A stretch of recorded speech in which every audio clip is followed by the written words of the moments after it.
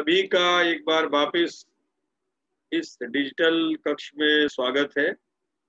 और जैसा कि पिछली क्लास में हमने कैम्ब्रिज संप्रदाय के प्राथमिक सर्वेक्षण के तौर पर कुछ पृष्ठभूमि की बातें की थी और मुझे वो बहुत अति अनिवार्य बातें लग रही थी, इसलिए हम एक बार रिकैप्चुलेशन या पुनरावृत्ति से अपनी क्लास को प्रारंभ करेंगे।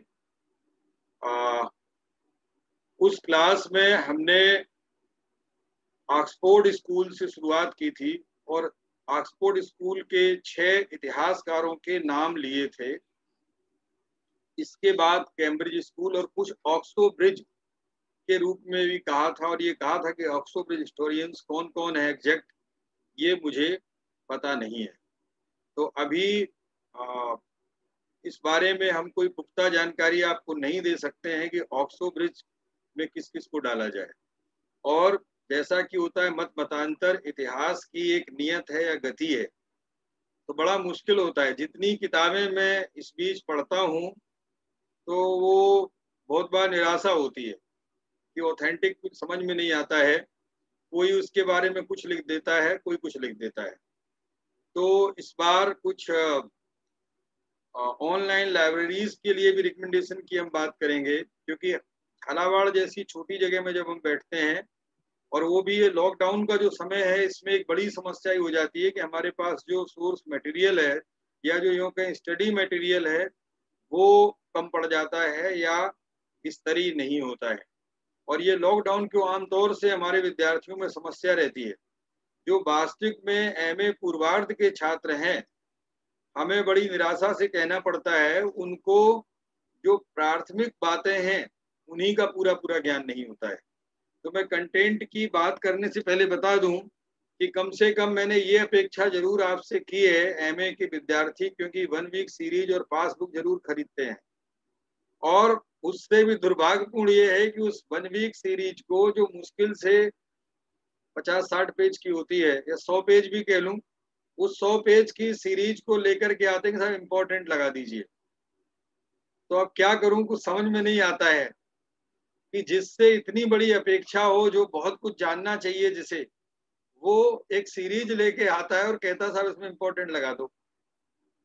तो ऐसे में बहुत मुश्किल हो जाती है और लगता है कि किस तरह से रास्ता बनेगी। तो कम से कम मुझे ये लग रहा है कि बहुत कुछ इस क्लास में मुझे भी पढ़ने का मौका मिल रहा है, और कॉलेज में जो अन्य कार्य रहते हैं उनके चलते बहुत बार क्लास की तैयारी नहीं हो पाती है। मैं स्पष्ट कर दूं, पीजी या इससे ऊपर जब एमफिल क्लास कोई पढ़ाई जाती है तो हमारा भी बहुत बार कंसंट्रेशन उस क्लास के लिए जितनी देर पढ़ाना उससे दुगना समय मुझे चाहिए होता है, और वो भी जो हम चाहते हैं वो अपेक्षित मटेरियल के साथ, स्टडी मटेरियल के साथ, तो बहुत बार नहीं मिल पाता है।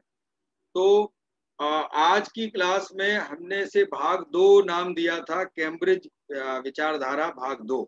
तो भाग 2 से मतलब ये कि अभी इसका समापन मैं नहीं कर रहा हूं, बल्कि कुछ आगे बात करूंगा। और क्योंकि ये बहुत उलझी हुई गुत्थी है, जिसको मैं चाहता हूं कम से कम जो लोग रिसर्च कर रहे हैं, जो आरपीएससी की तैयारी कर रहे हैं, या जो एमए फाइनल में पहुंच गए और हमारी क्लास में जुड़े हैं, तो उनके दिमाग में ये स्पष्ट हो जाए कि साम्राज्यवादी इतिहास लेखन, उपनिवेशवादी परंपरा इतिहास लेखन की, और ये कैम्ब्रिज स्कूल, इनमें क्या संबंध है, क्या स्थिति है, कैसे कैसे समझा जा सकता है।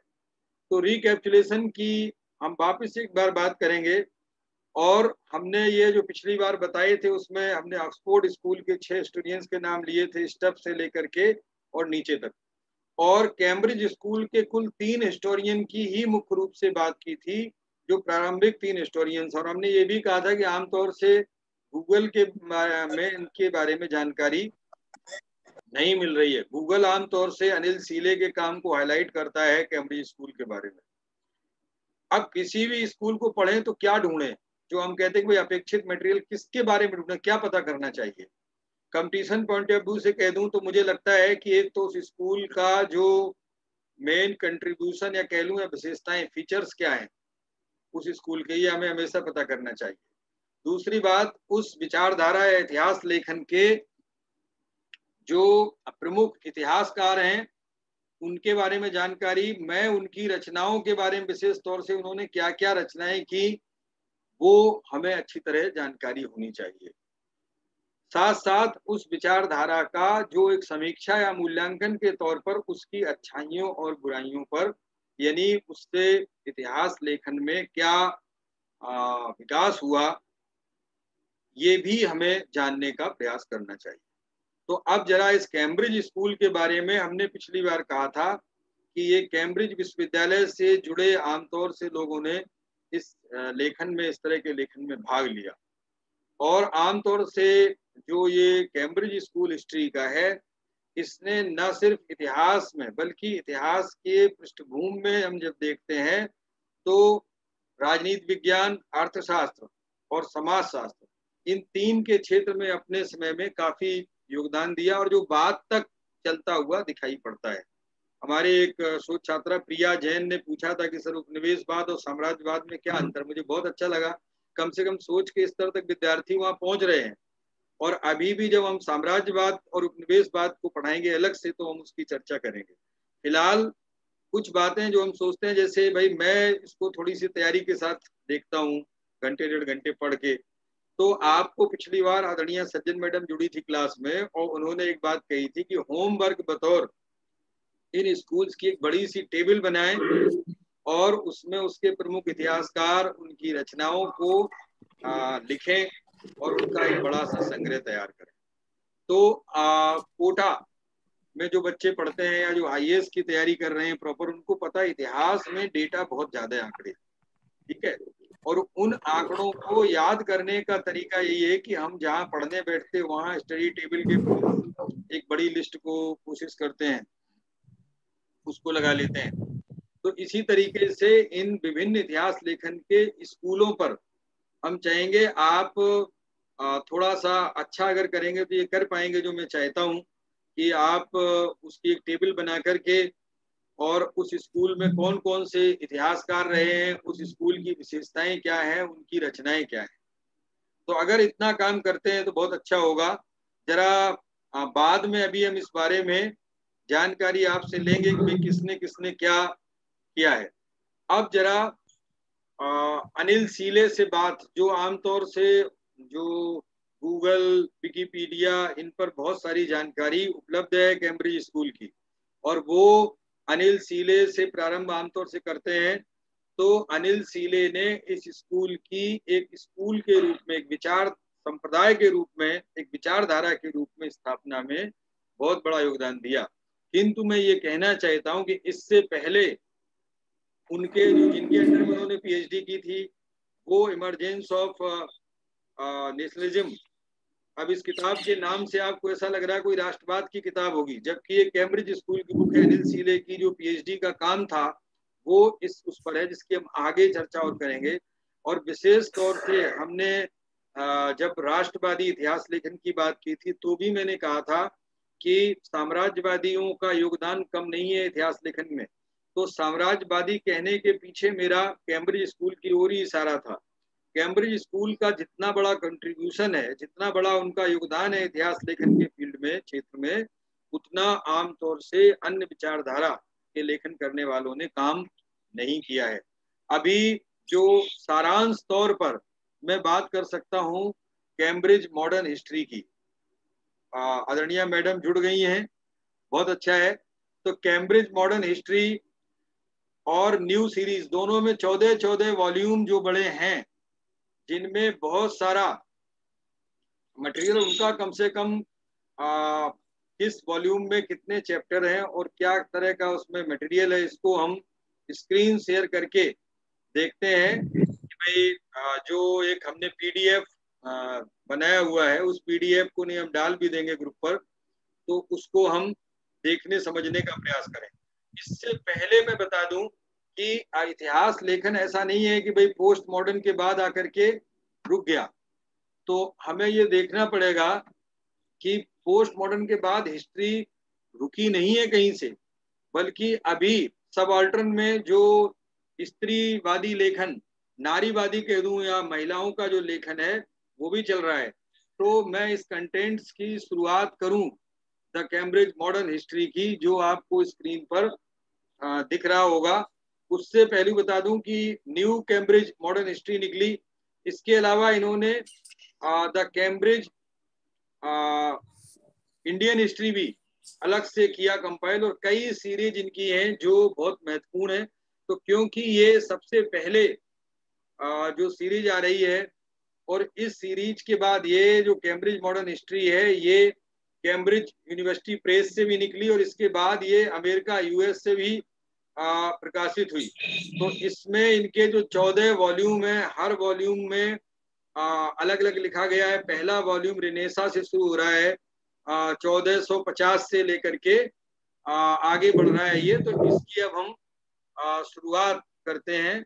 और जैसा हमने लॉर्ड एक्टन का नाम लिया था, तो लॉर्ड एक्टन ने 1902 के आसपास, 1902 से 1912 तक इसके वॉल्यूम, 14 वॉल्यूम आ रहे हैं। उसमें बाद के वॉल्यूम में, एक दो वॉल्यूम में तो इन्होंने ग्लॉक्सरी और कंटेंट्स को लेकर के कि किस वॉल्यूम में क्या दिया गया, इसको भी कंपाइल किया है। और बाद में जो न्यू सीरीज आती है वो 1922 से 1937 के बीच आती है। और बाद में इसके वॉल्यूम आपको न्यू सीरीज में दिख रहा है, जिसको इन्होंने कहा कि इनका जो 1957 से 1979 तक दोबारा हुआ पब्लिश, और जिसमें लिखा गया। अब जरा इन वॉल्यूम के कंटेंट्स की हम और आगे बढ़ेंगे। तो ये जो वॉल्यूम है, 14 वॉल्यूम, इनमें किस वॉल्यूम में क्या है और कब कौन वॉल्यूम आ रहा है, इसकी हम चर्चा इस पीडीएफ के थ्रू करते जाएंगे। और इसमें आप संक्षेप में इनको समझने की कोशिश करेंगे। देखिए, प्रतियोगी परीक्षाओं में बहुत साधारण बातें सबको पता होती हैं, इसलिए जब कोई ऑब्जेक्टिव पढ़ा लिखा व्यक्ति अगर कहीं कुछ तैयार करता है तो वो बहुत इजी है। अब आपसे अगर यही पूछ लेगा सिंपल, जिसमें कोई डाउट, लड़ाई हो ही नहीं सकती है कि भाई Cambridge history, Cambridge modern history के पहले वॉल्यूम का नाम क्या है, हो गया सवाल। और आपको उसमें से आराम से बिना डिस्प्यूट के सवाल प्रश्न खड़े किए जा सकते हैं। तो इसकी जो प्लानिंग थी और इसको पब्लिश करने का जो काम था, वो एक्टन ने 1899 और 99 के बीच में बहुत सारा टाइम खर्च करके तैयार किया। और बाद में इसके वॉल्यूम लाइट में आ रहे हैं। ये सब इसका एक पेज भी दिख रहा है। वॉल्यूम जो पब्लिश हुए, सीधे सीधे पहले वॉल्यूम की तरफ हम बढ़ रहे हैं। और पहले वॉल्यूम में जो रिनेसा को लेकर के है, हम पहुंचते हैं, और उसमें आर्टिकल्स का जो कलेक्शन है, उन हर आर्टिकल्स को, ये 1902 में देखिए, अब स्क्रीन पर आ गया द रिनेसा 1902, इन्होंने इसमें पहले वॉल्यूम का जो नाम दिया ये है। और इसमें हम क्या पाते हैं कि चैप्टर है, इंट्रोडक्टरी नोट है, और इंट्रोडक्टरी नोट के बाद the age of discovery Edward John Payne ने लिखा। इस तरीके से फिर अगला चैप्टर इसका the new world, Edward John Payne ने लिखा। और जेबी वरी ने द ऑटोमन कॉन्क्वेस्ट, जो विजय थी ऑटोमन साम्राज्य पर, उसके लिए लिखा। Italy and her invaders. इस तरह से ये वॉल्यूम जो चैप्टर हमने इसमें कौन कौन से कितने चैप्टर हैं पहले वॉल्यूम में कैम्ब्रिज मॉडर्न हिस्ट्री के, इनको इसमें एक सूचीबद्ध ढंग से प्रस्तुत किया है ताकि आप इनको समझ सकें। तो ये भी एक स्मरणीय बात है कि जो पहला वॉल्यूम रेनेसा का है वो 1902 में आ रहा है, और जिसमें 19 लगभग चैप्टर हैं। और आखिरी the you of the Reformation Henry Charles Lea ने लिखा। और इस तरीके से ये पहले वॉल्यूम में हम ये पाते हैं कि 19 चैप्टर हैं, द रिनेसा जो 1902 में आ रहा है। फिर इसका अगला वॉल्यूम अगले वर्ष ही 1903 में प्रकाशित होता, the Reformation the end of Middle Ages, मध्य युग के अंत के साथ जो रिफॉर्मेशन हुआ, धर्म सुधार आंदोलन, उसको लेकर के ये दूसरा वॉल्यूम है। और इसमें भी जो विभिन्न चैप्टर्स हैं उनको हमने स्क्रीन पर दिखाने की ये कोशिश की, एक टेबल बना करके। और ये इससे इंडिकेशन ये है कि आपको पता लग सके कि भाई किस तरह के प्रश्न कहाँ से उठ सकते हैं। तो ये इस तरह से इसमें भी जो चैप्टर्स हैं, विभिन्न उनके चैप्टर का नाम है और उसका लेखक है चैप्टर का, जो आमतौर से उपलब्ध हैं, उन्हीं को हमने इस पर सूचीबद्ध किया है। ऑनलाइन आप ढूंढेंगे तो मिल जाएंगे। और इस चैप्टर में आगे हम पाते हैं ये इसमें भी लगभग 19 चैप्टर हैं। तो पहले और दूसरे में 19 चैप्टर हैं। द वार्स ऑफ रिलीजन है ना, ये 1904 में अगला आ रहा है, तो यानी 1902, 3, 4 तीसरा वॉल्यूम आ रहा है कैम्ब्रिज मॉडर्न हिस्ट्री का। और ये जो 1904 में वॉल्यूम आ रहा है तीसरा, इसमें भी जो चैप्टर्स हैं हमने उसको क्रम से देने की कोशिश की है कि भाई कौन चैप्टर क्या है और किसने लिखा। तो इस तरीके से इसमें जो चैप्टर्स हैं इसमें थोड़े से चैप्टर ज्यादा हैं। जैसा आप देख पा रहे हैं इसमें 22 चैप्टर है, political thought in the 16th century. और यहीं से मैं एक बात बताना चाहूंगा कि आमतौर से जो इतिहास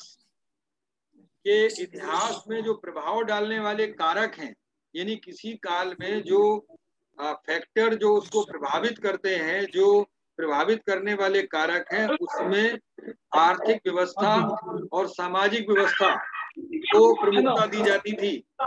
कैम्ब्रिज स्कूल के इतिहासकारों से लिखने वाले इतर लोग देते थे, किंतु कैम्ब्रिज स्कूल ने जो जोर दिया है, इस वॉल्यूम का जो 22वां आखिरी चैप्टर है, आखिरी निबंध है, जॉन नेवले फिगिस का, इन्होंने लिखा political thought in the 16th century. यहीं से कैम्ब्रिज स्कूल में ये विचार स्थापित होता है कि सबसे जो महत्वपूर्ण कारक है वो राजनीतिक व्यवस्था है, और राजनीतिक व्यवस्था के आधार पर ही आगे इन्होंने अपने टूल्स के रूप में स्थापनाओं को बताने का प्रयास किया।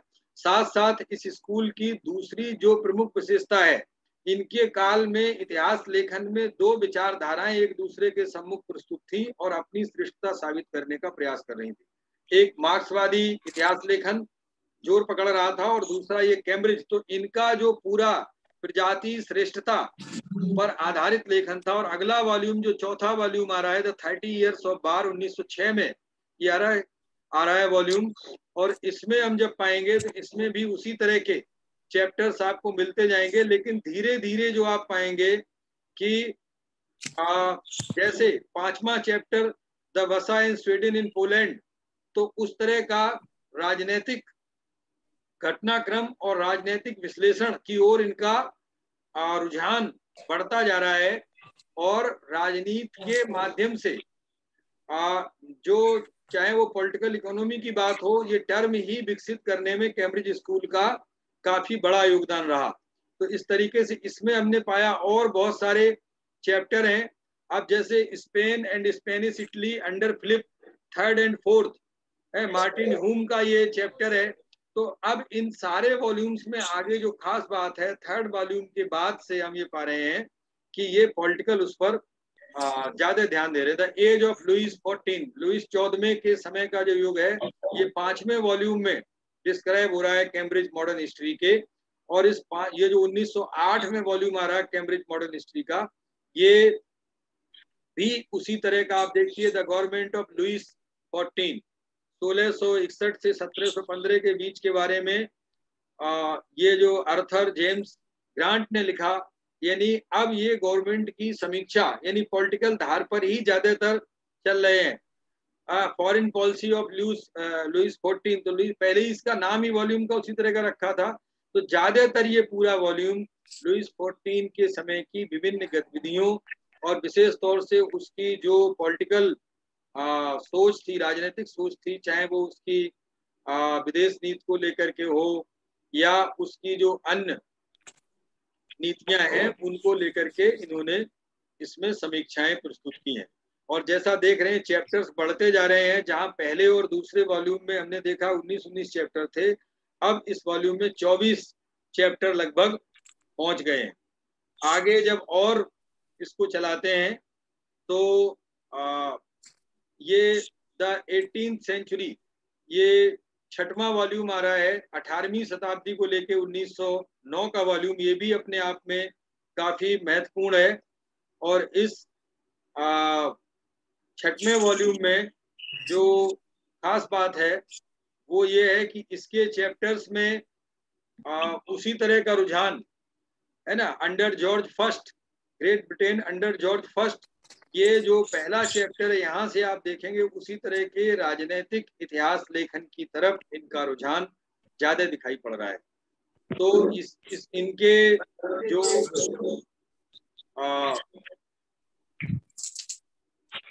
वॉल्यूम है इसमें भी हम लगातार देख रहे हैं 23, लेकिन एक के पार्ट अलग हैं तो लगभग 24 हो जाते हैं। अब अगला 7वां वॉल्यूम द यूनाइटेड स्टेट, 1903 के यूनाइटेड स्टेट के समय की विभिन्न जो इन्होंने बातें इसमें की हैं, ये भी उनके विभिन्न घटनाक्रम को समेटने की कोशिश की है।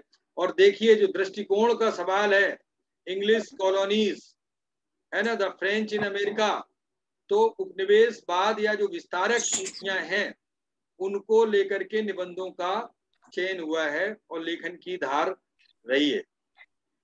इस वॉल्यूम में लगातार सिविल वार और इस तरह की बात करते हुए इसमें भी लगभग 23 चैप्टर हैं।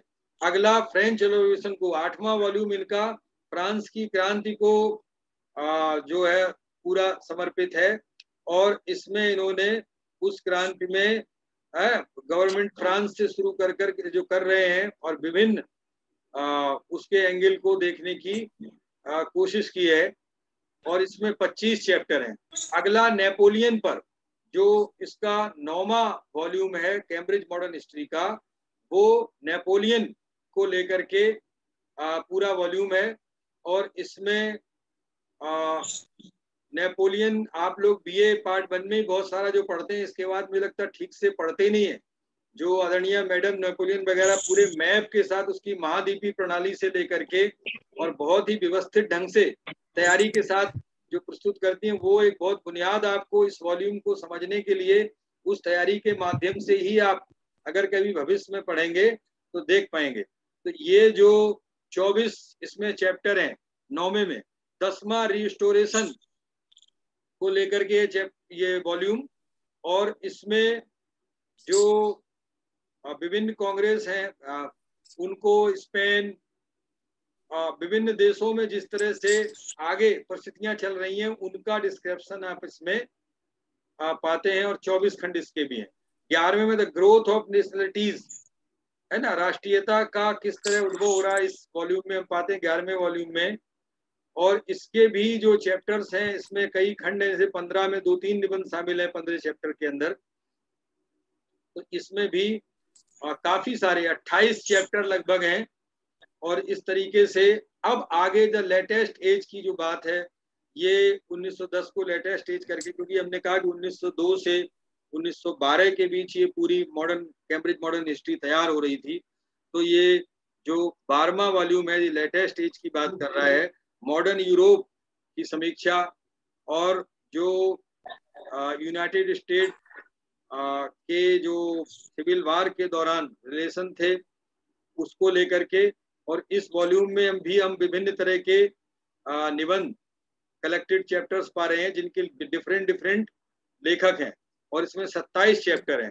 अब जैसा मैंने पहले कहा था, बाद के दो जो वॉल्यूम है वो 13 और 14 टेबल्स एंड जनरल इंडेक्स इन्होंने इसमें दी है कि वॉल्यूम्स में अगर आपको कुछ देखना हो देख सकते हो। 14 एटलस को लेकर के जो नक्शा बहुत महत्वपूर्ण होता है, जब तक आपके दिमाग में क्लियर तस्वीर नहीं होगी तो गड़बड़ होगा।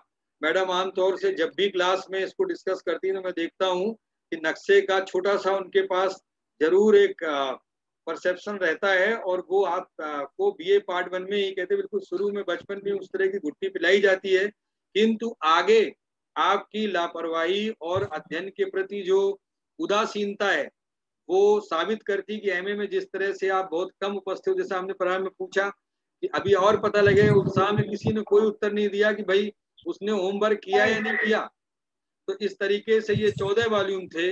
अब इन 14 वॉल्यूम की चर्चा के बाद जो खास बात है वो मैं एक वॉल्यूम, ये तो ऑनलाइन जो वॉल्यूम की जानकारी थी वो मैंने आपको पीडीएफ करके दे दी।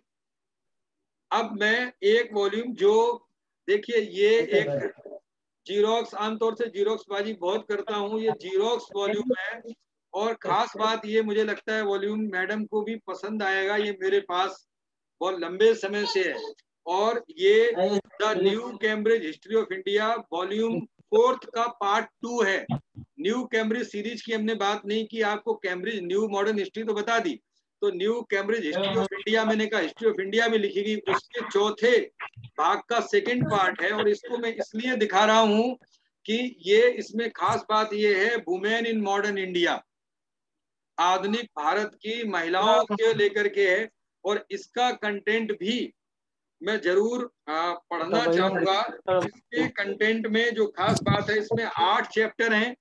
उस 8 चैप्टर में पहला चैप्टर है reform in the 19th century, efforts to modernise women's role, यानी महिलाओं की भूमिका को लेके क्या प्रयास हो रहे हैं 19वीं शताब्दी में। दूसरा चैप्टर बहुत इंपॉर्टेंट है, बता दूं, अर्चना ने जब काम किया तो इन्होंने ये चैप्टर पढ़ा और यहीं से हम लोगों में डिस्कशन शुरू हुआ। उस दौरान ये बीएड करती थी। तो एजुकेशन फॉर वुमेन दूसरा चैप्टर है इसका। और तीसरा चैप्टर है the emergence of women's organisations, यानी महिला संगठनों का किस तरह विकास हुआ। फिर एक अगला है इसका chapter the movement for women's right, women in the nationalist movement. और छठवां चैप्टर है women's work in colonial India. और सातवां है टाइम ऑफ ट्रांजिशन। और आठवां है वुमेन इन इंडिपेंडेंट इंडिया। तो इसमें 8 चैप्टर हैं और 8 महिलाओं से भारत के जो महिला अध्ययन का बुनियादी ढांचा। बाद में हम बात करेंगे जो अभी किसी सिलेबस में टॉपिक नहीं है, स्त्रीवादी इतिहास लेखन। मैं ये मान के चलता हूँ स्त्रीवादी इतिहास लेखन तो 1405 से लोग गिनाते हैं स्त्रीवादी इतिहास लेखन प्रारंभ हो गया था। किंतु मैं कहता हूँ कैम्ब्रिज स्कूल का बड़ा एक ये कंट्रीब्यूशन है कि उन्होंने एक पार्ट, मतलब इंडियन हिस्ट्री का एक पार्ट, चौथे वॉल्यूम का पार्ट 2 वुमेन को, महिलाओं को रोल को लेकर समर्पित किया। तो सोच तो एक जो कैम्ब्रिज स्कूल की है वो बड़ी थी, हालांकि वो यूरोसेंट्रिक थी, यूरोपीय केंद्रित थी।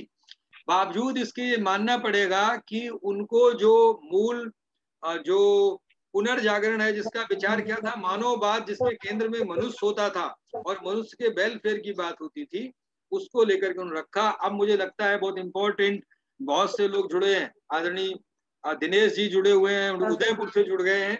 आज उनके पास भी मेरा व्हाट्सएप ये शायद क्लिक हो गया तो जुड़े और मुझे अच्छा लगा। और साथ साथ पुरानी एमफिल की स्टूडेंट रिसर्चर ज्योति झालावाड़ से, पाटन से जुड़ी हुई है। तो पीएचडी स्कॉलर अब डिस्कशन के लिए मैं ओपन करता हूँ। तो अगले जो 12 मिनट करीब हैं वो डिस्कशन के लिए।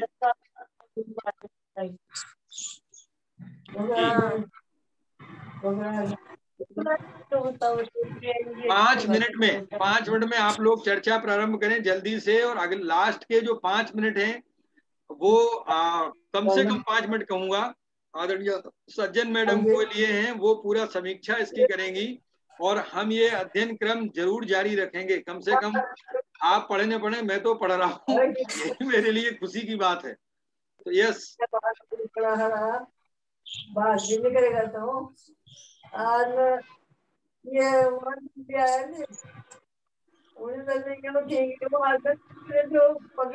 वो नहीं होगा, अनम्यूट है सब जी।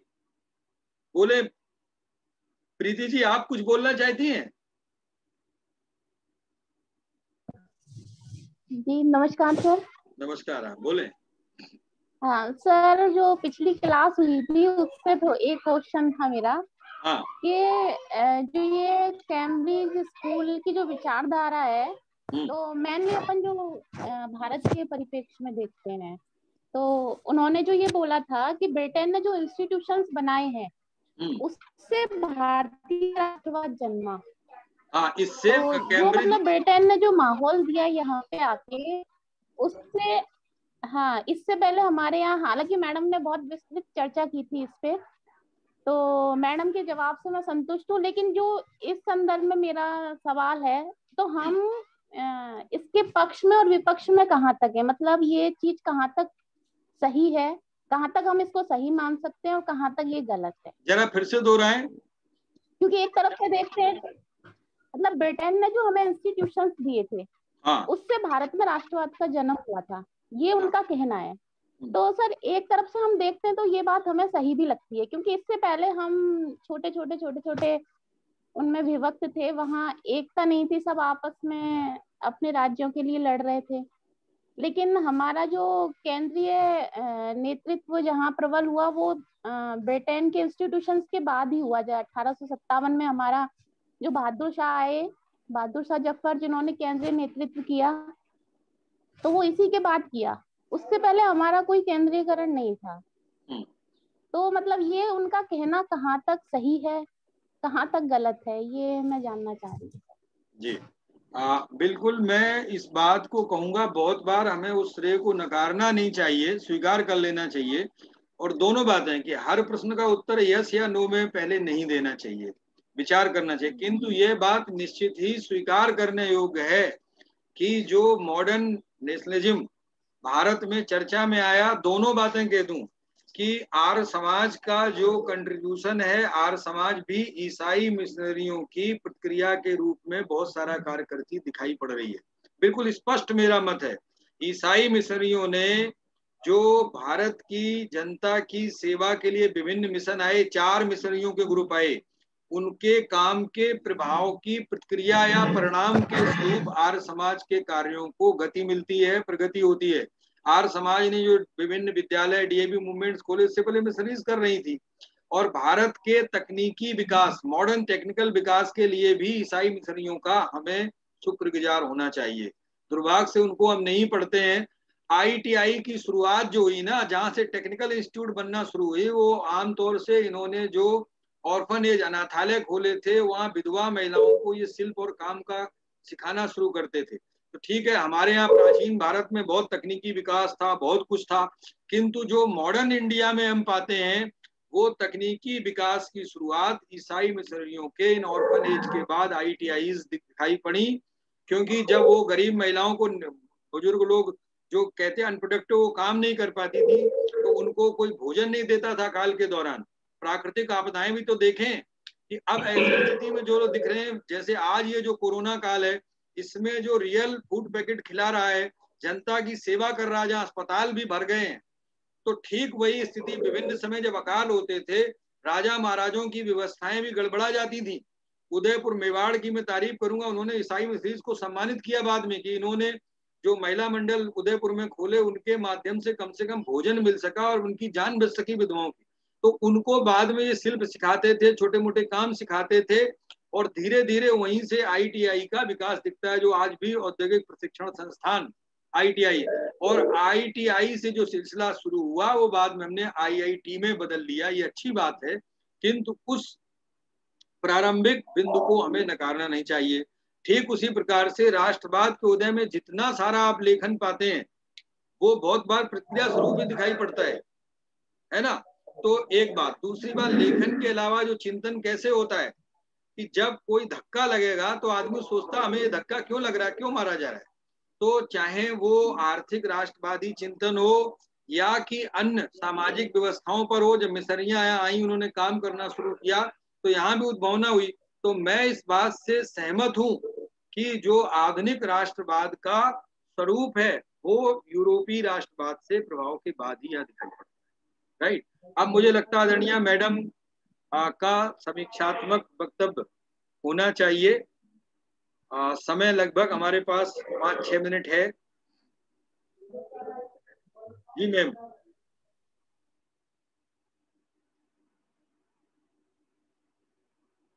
अनम्यूट करिए, अनम्यूट। सॉरी। और किसी का कोई सवाल है? शायद प्रीति का ये सवाल भी था कि आखिर में आके मुगल सम्राट बैठ गया, इसलिए नहीं हो सकता राष्ट्रवाद, ये कहना चाह रही थी तुम? नहीं, मैं बता रही हूँ कि वो पहली शायद हमारी केंद्रीय नेतृत्व था, पहला बहादुर शाह जफर जब गद्दी पे वो केंद्रीय नेतृत्व संभाला 1857 की क्रांति का, वो हमारा शायद पहला केंद्रीय नेतृत्व था अंग्रेजों के खिलाफ। जी।